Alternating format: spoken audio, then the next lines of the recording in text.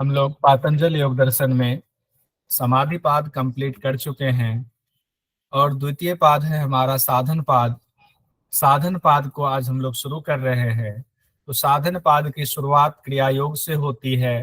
तो पहला क्वेश्चन तो यहीं से बन जाता है कि क्रिया योग किस पाद से संबंधित है, या तो इस तरह से भी पूछा जा सकता है, या साधन पाद की शुरुआत किस मंत्र से होती है, किस सूत्र से होती है। तो क्रिया योग से होती है। तप स्वाध्याय ईश्वर प्रणिधानानि क्रिया योग। तो साधन पाद क्रिया योग से ही शुरू होता है। तो पहला हमारा सूत्र है वो है तप स्वाध्याय ईश्वर प्रणिधानानि क्रिया योग। यानी कि तप स्वाध्याय और ईश्वर प्रणिधान ही ये तीनों मिलाकर के क्रिया योग है। तो तप क्या है, स्वाध्याय क्या है, ईश्वर प्रणिधान क्या है। तो तप के बारे में कहा गया है जो भी हम कर्म कर रहे हैं उसमें जो भी सुख आए चाहे दुख आए, जैसे हम योग का अभ्यास हमने ठाना है लक्ष्य प्राप्त करने के लिए कि योग का अभ्यास करना है, तो उसमें जो भी सुख आए दुख आए, जैसे हमने सोचा नेट जेआरएफ निकालना है तो उस साधन के लिए जो हम कोशिश कर रहे हैं उसमें जो भी सुख आए दुख आए उसको सहर्ष जब हम स्वीकार करते हुए आगे बढ़ते हैं वही हमारे लिए तपस्या है। स्वाध्याय, स्वाध्याय में कई चीजें आती हैं। एक तो होता है कि अपने अनुभवों को, अब तक के अनुभवों को सीखते हुए उसका अध्ययन करते हुए हम उससे अच्छी चीजों को सीखते हैं, बुरी चीजों को निकाल देते हैं। एक होता है स्वाध्याय में कि हम वेद शास्त्रों का या जो समुचित हमारे लिए जरूरी है उन शास्त्रों का अध्ययन करना, और एक होता है आत्मदर्शन की कोशिश करना। तो स्वाध्याय में एक तरह से देखें सब कुछ निहित हो जाता है। उसके बाद ईश्वर प्रणिधान आता है। ईश्वर प्रणिधान में कहा गया है कि सब कुछ ईश्वर का है ये मानते हुए अपने सारे कर्मों को भी ईश्वर को समर्पित कर देना है। ये नहीं कि सिर्फ अच्छे कर्म ईश्वर को समर्पित कर रहे हैं, बुरे कर्म करके हम सोचे कि ईश्वर तो देख ही नहीं रहे। तो सारे कर्म को जब हम ईश्वर को समर्पित करते हैं तो हमसे कोई बुरा कर्म हो ही नहीं सकता है, क्योंकि जब हम अपने श्वास के एक एक श्वास में ईश्वर को बिठा लेते हैं, सोचते हैं ये श्वास ईश्वर के द्वारा प्रदत्त है, हाथ ईश्वर के द्वारा उठ रहा है, तो हम एक तरह से ईश्वर में बन जाते हैं। जब ईश्वर में बन जाते हैं तो हमसे कोई बुरा कर्म नहीं होता है। अब ये तो रही बात की इसका अर्थ क्या था। अब सवाल कि क्वेश्चन किस तरह से पूछा जाता है। तो ये जो क्वेश्चन पूछा गया है वो क्वेश्चन कुछ आपको दिखाता है जो नेट जेआरएफ में पूछा है, किस तरह से कितना आसान क्वेश्चन पूछा जाता है कि महर्षि पतंजलि के अनुसार क्रिया योग है तप स्वाध्याय, तप अहिंसा स्वाध्याय ईश्वर प्रणिधान, इस तरह से चार दे दिया जाता है, फिर कूट लिखा जाता है। तो कूट भी नीचे दिया गया है। हम जानते हैं कि तप है, अहिंसा नहीं है, स्वाध्याय और ईश्वर प्रणिधान है। तो एक तीन और चार, तो एक तीन और चार जो है ये सही आंसर है। तो जब हमें 4 से 5 बार ये सूत्र याद कर लेंगे तो आसानी होगी। और ये एक बार ही नहीं, कई बार अलग अलग तरीके से पूछा गया। जैसे क्रिया योग में सम्मिलित है, एक बार ऐसे पूछा गया कि स्वाध्याय तप अविद्या अविद्या ईश्वर प्रणिधान। हम लोग जानते हैं तप स्वाध्याय ईश्वर प्रणिधान है। उसके बाद योग सूत्र के अनुसार ईश्वर प्रणिधान को किसके अंतर्गत सम्मिलित किया गया है, ये भी आ सकता है। तो महाव्रत, क्रिया योग, यम और नियम। तो इसमें हमें ये ध्यान रखना पड़ेगा, या दो चीजें हैं। योग सूत्र के अनुसार ईश्वर प्रणिधान को किसके अंतर्गत सम्मिलित किया गया, तो क्वेश्चन के मुताबिक क्रिया योग में तो है ही, तो और कहाँ पर है बताएंगे कोई, यम या नियम में से कहाँ पे है? नियम में। नियम सर। नियम में है। तो यहाँ दो नियम आंसर हो गया। नियम। तो दूसरा और चौथा, 2 और 4 वाला सही आंसर हो जाएगा। तो इस तरह से क्वेश्चन पूछा जा सकता। तो बहुत क्वेश्चन आसान है, लेकिन आसान क्वेश्चन भी कई बार हमारे लिए मुसीबत खड़ी कर सकता है। तो हम पूरे ध्यान से मनोयोग से पढ़ेंगे। अब है क्रिया योग का फल क्या है, कि क्रिया योग तप स्वाध्याय ईश्वर प्रणिधान जो है वो हम क्यों करें, कौन सी चीज की सिद्धि के लिए हमें ये करना चाहिए। तो सूत्र में कहा गया है, महर्षि पतंजलि कहते हैं समाधि भावनार्थ क्लेश तनु करणार्थश्च। यानी कि समाधि की भावना के लिए, यानी कि समाधि की उत्पत्ति हो, समाधि हमारी भावना करके समाधि की सिद्धि हो, इसके लिए पहला। दूसरा क्लेश तनु करणार्थश्च, यानी कि क्लेश जो है उन क्लेश को तनु करने के लिए, तनु का मतलब होता है पतला करने के लिए, उसको छीन करने के लिए, कमजोर करने के लिए हम क्रिया योग का अभ्यास करते हैं। तो दूसरे शब्दों में कहें तो क्रिया योग के अभ्यास से क्या होता है, समाधि की भावना होती है, या समाधि की सिद्धि होती है, या समाधि की उत्पत्ति होती है। कुछ भी अगर आपको एग्जाम में देता है तो तीनों ही हम ध्यान रखेंगे। उसके बाद दूसरा है क्लेश क्षीण होते हैं या तनु। देखिए इसमें तनु का मतलब पूरी तरह से क्लेश खत्म नहीं होता है, तनु हो जाता है लेकिन अभी बना हुआ है। तो क्रिया योग के दो फल, ये कई बार क्वेश्चन आया हुआ है कि क्रिया योग के दो फल बताए। तो ये जैसे क्वेश्चन आपको दिखा रहा हूं, ये है इनमें से क्रिया योग का फल है समाधि सिद्धि, ऋतंबरा प्रज्ञा, विवेक ज्ञान, क्लेशों को छीन करना। तो अब खुद ही आप बता दीजिए कौन सा आंसर हो जाएगा इसमें। दो आंसर कूट वाला है, तो डी वाला, बी वाला समाधि, बी वाला नहीं, बी वाला कैसे होगा? डी हाँ डी डी वाला, हाँ समाधि समाधि हाँ भवन प्लस। हाँ, तो समाधि सिद्धि और क्लेशों को छीन करने वाला, तो एक और चार यानी डी वाला आपने कहा। इसी को अगली बार एक बार और क्वेश्चन पूछा गया पलट करके, पतंजलि के अनुसार क्रिया योग के अभ्यास के उद्देश्य हैं। तो क्रिया योग क्यों करते हैं, अभी बात हुई। तो क्रिया योग करते हैं समाधि भाव के लिए और क्लेश तनुकरण के लिए। देखिए अब एग्जाम में समाधि भाव भी दे दिया, समाधि की सिद्धि ना दे करके यहाँ समाधि भाव दे दिया, समाधि भावनार्थ का वाला में से समाधि भाव निकाल लिया, और क्लेश तनुकरण दे दिया। तो ये हमारा 2 और 4 ये आंसर हो गया। दूसरी बार इस तरह पूछा गया था कि क्रिया योग के लाभ क्या है। ये मतलब अलग अलग बार अलग अलग तरीके से क्वेश्चन पूछा गया। तो क्रिया योग के क्या लाभ हैं, कैवल्य है दे दिया गया, क्लेशों की निवृत्ति है, समाधि अवस्था की प्राप्ति है, कर्म में कुशलता। अब यहाँ समाधि अवस्था की प्राप्ति दे दिया, यहाँ समाधि भाव शब्द का इस्तेमाल किया, देखते जाइए। और ऊपर किया गया था समाधि सिद्धि। तो हमारे लिए बहुत आसान हो जाएगा, इसको क्लियर कर लेना जब हम क्वेश्चन भी साथ साथ देखते हुए चलते हैं। आगे बढ़ते हैं। तो इसका सही आंसर था क्लेशों की निवृत्ति और समाधि अवस्था की प्राप्ति। अगला सूत्र हम लोग देखते हैं, अविद्या अस्मिता राग द्वेष अभिनिवेशा है क्लेशा। क्योंकि कहा गया शुरुआत हुई है किससे, क्रिया योग से। क्रिया योग के बारे में बताया गया, तब स्वाध्याय ईश्वर प्रणिधान किया क्रिया योग है। उसके बाद कहा गया क्रिया योग क्यों करेंगे, तो कहा गया है कि समाधि भावनार्थ और क्लेश तनुकरणार्थ जो है उसका, उसके लिए हम जो है क्रिया योग करते हैं। अब वहां क्लेश तनुकरणार्थ आ गया, तो क्लेश तनु कर, चूंकि उसमें समाधि भी आया तो समाधि के बारे में तो समाधि पाद में बहुत चर्चा हो गई, और क्लेश के बारे में चर्चा अभी तक नहीं हुई थी। कहा तो क्लेश को भी जान लेते हैं, कौन कौन से क्लेश हैं। तब महर्षि पतंजलि कहते हैं क्लेश 5 है। तो ये ध्यान रखेंगे क्लेश 5 है। और उधर हम लोगों ने चित्त की वृत्तियां पढ़ी हुई थी, चित्त की वृत्तियां भी कितने हैं, 5 है। 5 है। कौन कौन सी एक बार बता दीजिए। मान विपरीय विकल्प निद्रा स्मृति। हाँ, आप कहीं क्लेश पढ़ रहे हैं, आप कहाँ से आप जो है पीछे जा रहे हो, तो उसको याद करना जरूरी है। इसी तरह से रिवीजन भी हमारा हो जाता है। तो यहाँ पर हम क्लेश की बात कर रहे हैं, तो क्लेश भी 5 हैं। अविद्या अस्मिता राग द्वेष अभिनिवेशा है क्लेशा है। तो अविद्या है, अस्मिता है, राग है, द्वेष है, अभिनिवेश है। इसको अलग अलग देखेंगे कि सबकी व्याख्या अलग अलग की गई है। तो एग्जाम में जो सवाल आया था वो पूछा गया था महर्षि पतंजलि के मुताबिक कितने क्लेश है। तो सिंपल हमने ऐसे लिखा हुआ है, क्वेश्चन आया था क्लेशों को क्रम से लगाएं, अविद्या, राग, अभिनिवेश, अस्मिता और द्वेष। तो सही क्रम है 1, 4, अविद्या, अस्मिता, राग 2, और अविद्या, अस्मिता, राग, द्वेष, अभिनिवेश 5 और 3। तो 1, 4, 2, 5, 3, इस तरह से हमारा क्रम बना। उसके बाद देखिए कितना आसान क्वेश्चन पूछा गया था, पंच क्लेश का किस पाद में वर्णन है। किस पाद में वर्णन है पंच क्लेश का,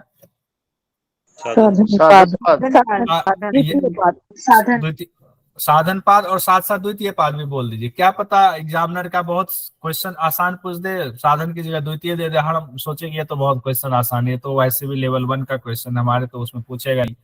तो एग्जामिनर का कोई ठिकाना नहीं, बहुत क्वेश्चन हार्ड हार्ड पूछ के एक सवाल हल्का सा पूछते। और उसके बाद सीधा सिंपल सी बात है, सभी क्लेशों की जननी है, कौन सी है, अविद्या, अस्मिता, राग, द्वेष, अविद्या। अविद्या को सभी क्लेशों की जननी कहा गया। तो क्यों कहा गया है वो आगे बता रहे हैं चौथे सूत्र में। कहते हैं अविद्या क्षेत्र मूत्रेशम प्रसुप्त तनु विच्छिन्न उदाहरणाम यानी कि अविद्या क्षेत्रम उत्तरेशाम प्रसुप्त तनु विच्छिन्न उदाहरणाम। तो अविद्या का मतलब क्या हुआ? मिथ्या ज्ञान, गलत ज्ञान। अविद्या का यही अर्थ होता है, जो गलत ज्ञान है उसी को अविद्या कहते हैं। तो कहा गया कि अविद्या जो है वो उसकी जो उत्पत्ति भूमि है, उत्तरेशाम को कहा गया है, उत्तरेशाम नहीं, अविद्या का जो क्षेत्र है क्षेत्रम, क्षेत्रम को उत्पत्ति भूमि कहा गया है। और उत्तरेशाम मतलब जो पहले कहा गया, पहले मतलब यहाँ पंच क्लेश की बात की, जो पांचों कहा गया है, उन पांचों की जो है ये एक तो भूमि है, उत्पत्ति भूमि है अविद्या। और ये अविद्या जो है इन रूपों में रहती है। किन रूपों में? प्रसुप्त रूप में, तनु, विच्छिन्न और उदार, इन चारों अवस्था में रहती है। तो हर अविद्या जो है इन चार अवस्था में रहती है। तो क्या होता है चारों अवस्था, वो भी हम देख लेंगे। बाद के सभी चार क्लेशों का कारण पहले आया अविद्या है, यानी कि सबका जो है क्लेश है उसका कारण अविद्या, अविद्या से ही सब हुआ, क्योंकि अविद्या से ही दृक और दर्शन शक्ति का जो है वो मेल हुआ है, यानी कि पुरुष और प्रकृति का मेल हुआ अविद्या के कारण हुआ है। और ये सारी अविद्या जो है चार अवस्था में रहती है। कि प्रसुप्त किसको कहते हैं? कहते हैं चित्त में वर्तमान रहते हुए भी जो जिस समय जो क्लेश अपना कार्य नहीं कर रहा है, लेकिन जो क्लेश है पड़ा हुआ हमारे अंदर, हमारे चित्त में, लेकिन अभी सोया हुआ है, सुसुप्ता अवस्था में है, उसको प्रसुप्त कहा गया है।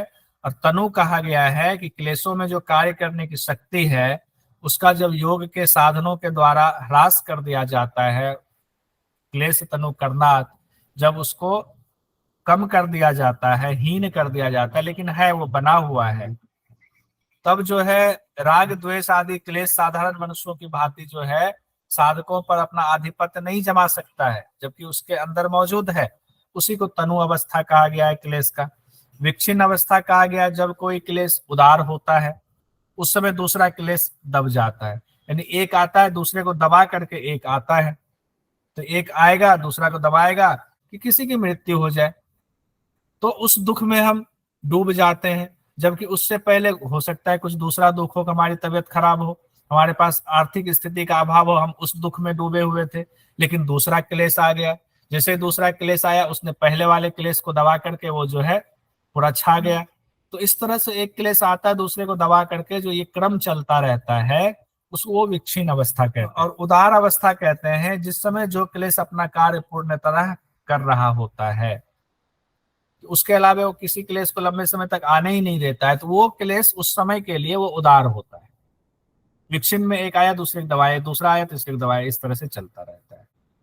तो इसमें क्वेश्चन जो आता है सभी क्लेशों का मूल कारण क्या है, कई बार आया हुआ है, गंदा चित्त, अस्मिता, अविद्या, द्वेष।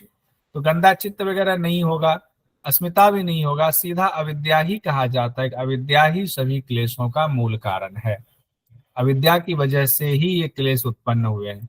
एक तो अविद्या की वजह से ही प्रकृति और पुरुष का मेल हुआ है। उसके बाद सवाल आ जाता है अविद्या की अवस्था को क्रम से सजाए। अब इस क्रम को भी 4 से 5 बार मन ही मन रिपीट कर लीजिए, तब हमें याद अभी हो जाएगा। इसको छोड़ना नहीं कि अपनी बाद में याद कर लेंगे, तो इसको याद कर लेंगे। प्रसुप्त तनु विच्छिन्न उदार, प्रसुप्त तनु विच्छिन्न उदार। और माइक खोल के सब लोग बोलिए एक साथ, तो सबका याद हो जाएगा। प्रसुप्त तनु विच्छिन्न उदार, प्रसुप्त तनु विच्छिन्न उदार, प्रसुप्त तनु विच्छिन्न उदार, प्रसुप्त तनु विच्छिन्न उदार, प्रसुप्त तनु विच्छिन्न उदार। बहुत सुंदर, बहुत सुंदर। तो इस तरह से हमें ये इसलिए इसको याद करना है क्योंकि ये एग्जाम में पूछ दिया गया कि सीक्वेंस बताइए सही क्रम में, और ये पूछ दिया जाता है। जैसे अंतराय को भी एक बार पूछ दिया गया सही क्रम में सजाए। जब अंतराय हमें पूरा याद रहेगा, कंठस्थ रहेगा, तो हम मुंह से बोलते जाएंगे तो हमें पता रहेगा हाँ ये सीक्वेंस है। तो प्रसुप्त, तनु, विच्छिन्न और उदार ये पूछ दिया गया। तो सीक्वेंस कैसा दिया गया? तनु, उदार, विच्छिन्न और प्रसुप्त। तो हम जानते हैं कि है सही की ये है 4 नंबर वाला पहले है, प्रसुप्त 1 नंबर वाला बाद है, प्रसुप्त तनु, उसके बाद विच्छिन्न वाला तीसरा वाला पहले है, उदार वाला सबसे लास्ट में है। उसके बाद एक बार क्वेश्चन ऐसे पूछा गया, क्लेश की निम्न अवस्थाओं को क्रम में व्यवस्थित करें, तो वही है तनु, उदार, प्रसुप्त, विच्छिन्न। तो ये क्वेश्चन कई बार आया हुआ है, जरूरी नहीं कि अगली बार आएगा, लेकिन हमें पता होना चाहिए एग्जामिनर कहाँ से क्या पूछ दे, वो कहना मुश्किल है। उसके बाद 5वां जो सूत्र है हमारा, उसमें कहा गया है अनित्य, असुचि, दुख, अनात्मशु, नित्य शुचि सुख आत्म ख्याति, यानी कि अनित्य के प्रति नित्य का भाव हो जाना, अशुचि के प्रति शुचि का भाव हो जाना, दुख के प्रति सुख का भाव हो जाना, अनात्म के प्रति आत्म भाव का भाव हो जाना। अब इसका अर्थ क्या है कि क्या कहा गया है कि अनित्य के प्रति नित्य का भाव? कहते हैं कि जो चीजें ऐसी है जो सदा रहने वाली नहीं है। हम ये जानते हैं कि हमारा ये शरीर सदा रहने वाला नहीं है, हम सदा रहने वाले हैं नहीं। हमसे मतलब अभी हम तो अपने शरीर को ही हम समझते हैं, प्रकृति को ही हम समझते हैं। हमारे माता पिता है, हम जानते हैं कि वो सदा नहीं रहने वाले हैं। मतलब जो भी है, जो दिख रहा है वो सदा, सब अनित्य, सब जो है वो विनाशशील चीज है, अनित्य चीज है। लेकिन हमें इस चीज को जानते हुए भी, ज्ञान होते हुए भी, हम उसको बुद्धि से पूरी तरह नहीं स्वीकार कर पाते, हम उसको नित्य मान लेते हैं। तो वहीं से गलती शुरू हो जाती है, वहीं से हम जो है भोग के रास्ते पर चलना शुरू हो जाते हैं।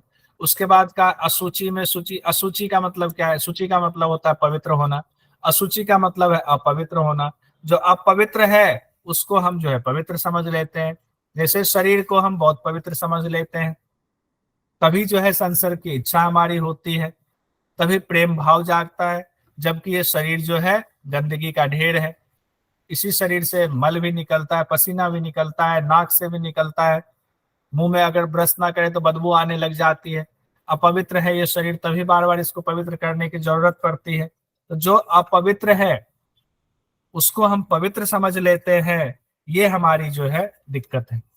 तो ये उल्टा भाव हमारा होता है, ये उल्टा भाव आना ही हमारा अविद्या है। ये अविद्या के बारे में कहा जा रहा है। जब कहते हैं विपरीत का विनाश काले विपरीत बुद्धि, तो हमारी जो विपरीत बुद्धि है तभी तो हमारा विनाश हो रहा है, तभी हम भोग की तरफ भाग रहे, परमात्मा की तरफ नहीं भाग रहे हैं।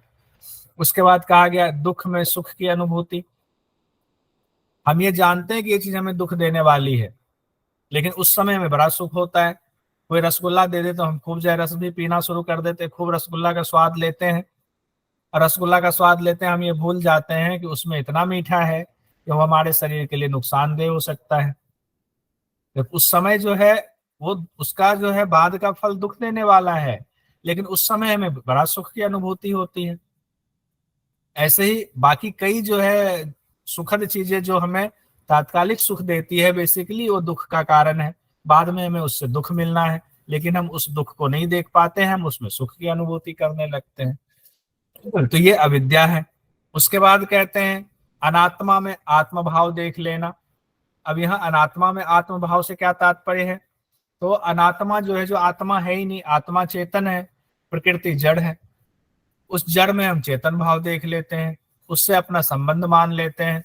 बुद्धि अहंकार मन से इस शरीर से ऐसा संबंध मान लिया कि अगर आज कहेगी अब तुम्हारी मृत्यु हो जाए, कोई कह दे, तो डर के मारे पूरी रात ना सोए, रोते रोते प्राण त्याग दे। ऐसी स्थिति हो जाती है कि हम शरीर को छोड़ने का मोह नहीं जाएगा, नहीं, शरीर तो हमारा अपना ऐसा मोह बना हुआ है, जबकि सच यह है नहीं, हमारा अपना है ही नहीं।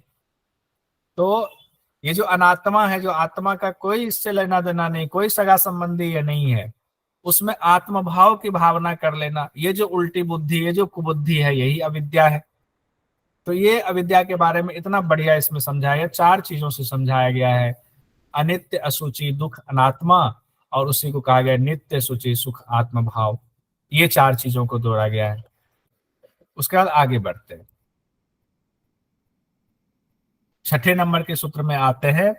यहां कहा गया है दृक् दर्शन शक्तयो एकात्मता इव अस्मिता। तोड़कर पढ़े तो दृक् दर्शन शक्तियो एकात्मता इव अस्मिता। तो यहाँ 2 चीजों की बात की गई है, दृक् और दर्शन शक्ति। तो एक अगर इसको साथ साथ जोड़ दे तो दृक् शक्ति और दर्शन शक्ति दोनों अलग अलग हैं। कहते हैं कि दृक् शक्ति और दर्शन शक्ति का एक रूप सा प्रतीत होना, जबकि दोनों है अलग अलग। अब जो अलग है उसका एक प्रतीत होना, यही अस्मिता है। अब किसकी बात कर रही, कौन 2 है लेकिन एक मान बैठा है? तो कहते हैं कि पुरुष और प्रकृति है दोनों अलग अलग। एक दृक् शक्ति है, एक दर्शन शक्ति है। दृक् शक्ति मतलब आत्मा, चेतन है, दृष्टा है, देख रहा है।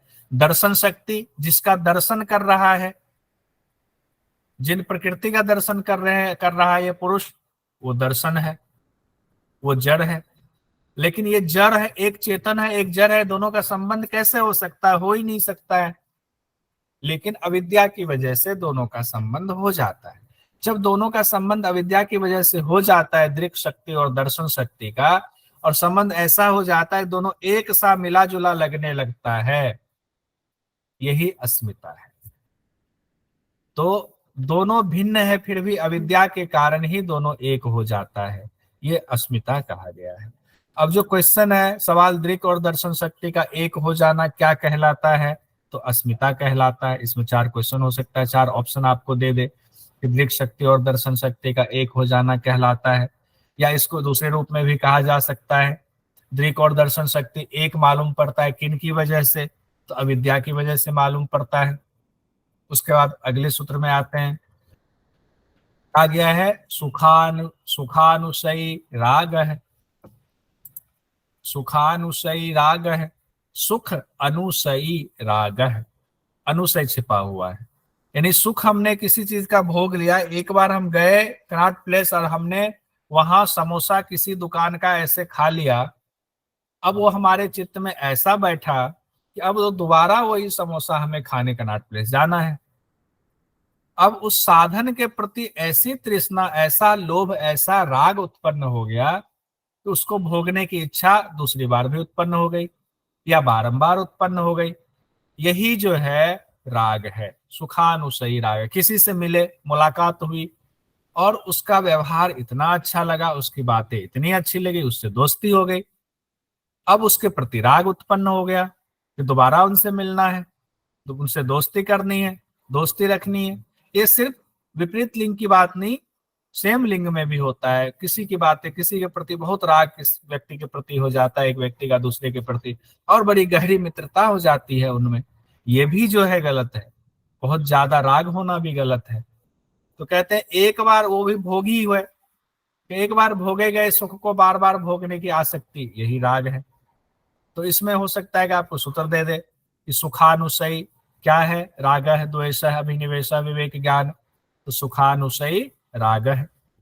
उसके बाद आगे बढ़ते हैं, 8वें नंबर में आ गया है दुखानुशयी द्वेष है, दुख अनुशयी द्वेष है।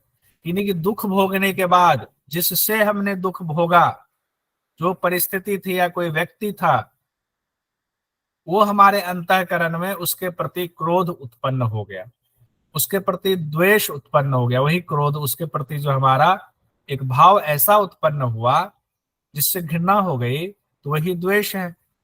ये क्यों हुआ? क्योंकि हमें उसने कष्ट पहुंचाया, कष्ट पहुंचाया तो हम कष्ट से दूर भागना चाहते हैं, इसीलिए उसके प्रति विलगाव हो गया, हमारा अलगाव हो गया मन में कि अब ये आदमी हमारे सामने ना पड़े। यही है दुख अनुशयी द्वेष है। किसी से मिले दुख के प्रति जो गुस्सा और मनमुटाव पैदा होता है, वही द्वेष है।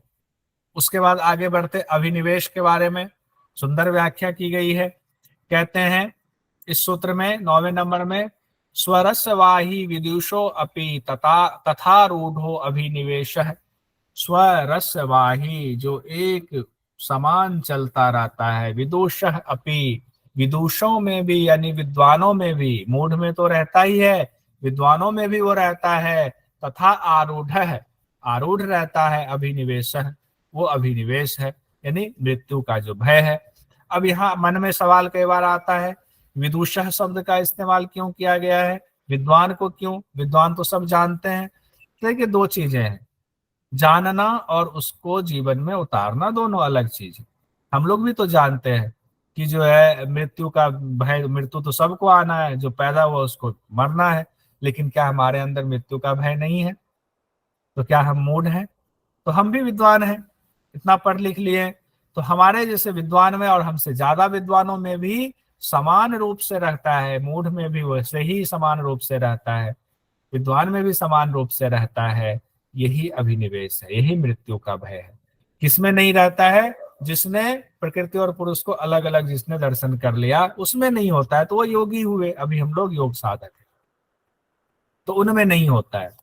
तो कहते हैं कि जो परंपरा से, एक बार और दूसरे रूप में देखे, जो परंपरा से चला आ रहा है, विद्वान और मूढ़ में भी जो समान रूप से विद्यमान है और वे दोनों ही डरते हैं जिससे वो अभिनिवेश, वो मृत्यु का डर है। कहते हैं जीवन के प्रति आसक्ति अथवा मृत्यु का भाव निम्नलिखित में से किसमें निहित होता है? तो सभी मानव में। हाँ, ये वाला है ये क्वेश्चन। जीवन के प्रति आसक्ति अथवा मृत्यु का भाव निम्नलिखित में से किन में निहित होता है? सभी मानव में, केवल प्रज्ञावान व्यक्तियों में, केवल अज्ञानी व्यक्तियों में, केवल पशुओं में। तो हम लोग जानते हैं सभी में होता है। इसमें से जो 4 ऑप्शन दिए गए हैं उसमें सबसे सटीक ऑप्शन है कि सभी मानव में समान रूप से मृत्यु का भाव जो है वो रहता है, कि भाई उससे डर बना रहता है, जीवन के प्रति आसक्ति और मृत्यु का भाव रहता है। निचोड़ क्या है कि उपर्युक्त जो 5 क्लेशों को तनुक अर्थात कमजोर बना देने का उपाय जो है वो क्रिया योग है। 5 चूंकि क्रिया योग से क्लेश जो है वो पतला होता है, कमजोर होता है, इसीलिए क्लेश को बताया गया है कि आखिर क्लेश क्या होता है ये तो जान लो, तब तो उसको पतला करने के बारे में जानेंगे। उसके बाद कहा गया है अब जो कमजोर क्लेश है उसको कैसे खत्म किया जाए। अभी तो क्लेश कमजोर ही तो हुआ है लेकिन वो मौजूद है। ये बहुत इंपॉर्टेंट जो है ये सूत्र है, इसको ध्यान रखिए। ते प्रति प्रसव हेया है सूक्ष्मा, ते प्रति प्रसव हेया है सूक्ष्मा। तो हम लोगों ने इसकी व्याख्या जो है आपको कैवल्य पाद में भी आने वाला है, इसीलिए इसको बहुत ध्यान से पढ़ेंगे कि प्रति प्रसव के द्वारा, ते मतलब इस्तेमाल ऊपर किया गया है कि वे जो क्लेश हैं जो छीन कर दिए गए हैं अब उनको प्रति प्रसव के द्वारा पूरी तरह से विलीन कर देना है, पूरी तरह से उनको नष्ट कर देने योग्य है वो। तो आप कहेंगे प्रति प्रसव क्या होता है? तो प्रति प्रसव होता है, हम लोग प्रसव, इसमें प्रति शब्द जोड़ा हुआ है लेकिन हम लोग प्रसव शब्द से जानते हैं और सब लोग इससे वाकिफ हैं कि प्रसव क्या होता है। तो प्रसव होता है किसी का जन्म होना। एक माँ जो है प्रसव पीड़ा से गुजरती है तो बच्चे का जन्म होता है, हमारा आपका सबका ऐसा ही हुआ है। तो किसी चीज का जन्म हो जाना मतलब प्रकृति बढ़ गई, और उसी को उल्टा क्रम में कर दे, प्रति प्रसव कर दे, तो वो हो गया जो पैदा हुआ उसको वापस उसी में मिला देना। तो अब हम तो ऐसे नहीं मिल सकते अपनी माँ के अंदर, लेकिन यहाँ पर तात्पर्य ये कहने का है कि जो प्रकृति से तत्व उत्पन्न हुए, जैसे पहला तत्व सतरज स्तंभ से बुद्धि उत्पन्न हुआ, बुद्धि से अहंकार आया, अहंकार से एकादश इंद्रिय आया, तन्मात्रा आया, तन्मात्रा से स्थूल भूत आ गया, उसको उसी उल्टे क्रम में वापस करते करते करते स्मितानुगत समाधि बुद्धि तक पहुंचे, फिर बुद्धि को लीन कर दिया तीनों गुणों से भी जो है स्थिति, उसमें तीनों गुणों में जब वो लीन हो गया मूल प्रकृति में, वही प्रति प्रसव है, यानी उल्टे क्रम में जाकर के वो लीन हो गया, उल्टे क्रम में लीन हो गया तो प्रति प्रसव हो गया। जब प्रति प्रसव हो गया तो क्लेश कहाँ से बचेगा? क्लेश भी खत्म हो गया उसके साथ। तो कहा गया है क्लेश को खत्म करने का उपाय यही है कि प्रति प्रसव के द्वारा आप क्लेश को खत्म करेंगे। आज 10 तक ही रहने देंगे, लेकिन अभी समय है हमारे पास, तो छोटा सा सेशन इसको हम लोग रिवीजन के तौर पर रखेंगे। बाकी लोगों से अभी हम इसको करवाते हैं ताकि सब लोगों का फिर याद भी हो जाए, रिवीजन भी हो जाए।